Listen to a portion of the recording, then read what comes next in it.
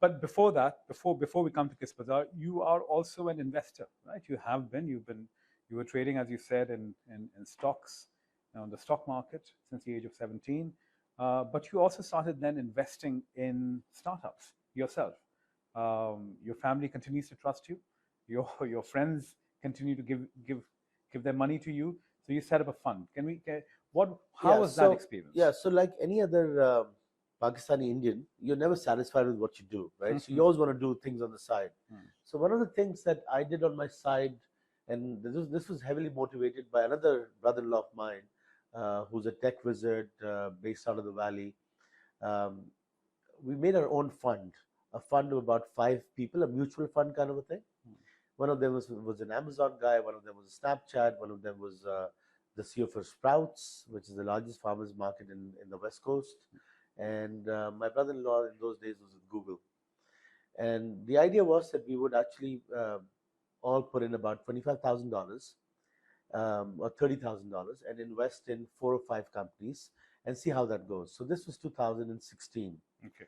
So one of our first investments was putting $100,000 in a ride-sharing app called Lyft, which is a competitor of Uber in the United States and worldwide.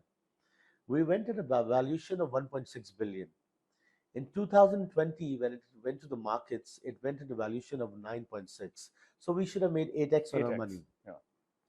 We only made 0.5 on our money. And the reason was that we got heavily diluted because we had our SPV, our special purpose vehicle, was had the lowest of its rights compared to others. I see. Meanwhile, we put $20,000-$30,000 here and there. One of those $30,000 went into an expense app called AppZen. That $30,000 was encashed a year back for about $2 million, right? So we made, what is that, 1,000x on your money? And just like that, we invested in DoorDash, Duolingo, etc. A lot of different ones. 2019, we made a second fund, a little bigger. Just everyone had pooled money. There was no LPs. Everyone was GP.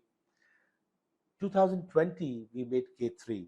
Now, K3 has 4 GPs, and all of us are related to some of the other. And we have 22 LPs. Now, LPs are all over North America. One of them is in Pakistan as well.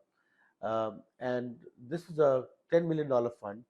And we've invested that 10 million. So the idea was do a little bit of research, but don't go crazy. So we went with the thought of spray and pray.